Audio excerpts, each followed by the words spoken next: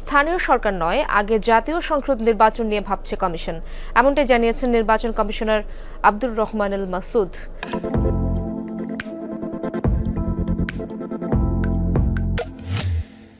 সকালে বরিশাল আঞ্চলিক নির্বাচন কর্মকর্তার কার্যালয়ে ভোটার তালিকা হালনাগাদ উপলক্ষে জেলার নির্বাচন কর্মকর্তাদের সাথে মতবিনিময় সভা করেন ইসি।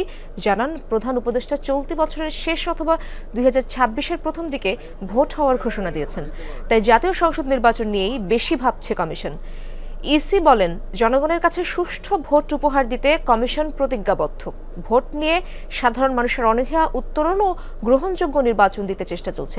এ সময় ভোটার তালিকা হালনাগাদে কর্মরত 35,000 তথ্য সংগ্রহকারীকে দায়িত্বশীল হয়ে কাজ করার আহ্বান জানান ইসি।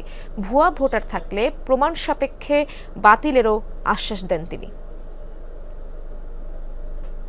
জাতির সামনে সবচেয়ে বড় ফোকাস হচ্ছে সংসদ নির্বাচন, পার্লামেন্ট নির্বাচন। আমরা মূলত এখন জাতীয় সংসদের নির্বাচন নিয়েই বেশি ভাবছি। সঠিক, সুন্দর, মানুষের কাছে গ্রহণযোগ্য একটা নির্বাচন দেওয়ার জন্য প্রতিশ্রুতিবদ্ধ এবং আমরা এই লক্ষ্যেই এগিয়ে যাচ্ছি।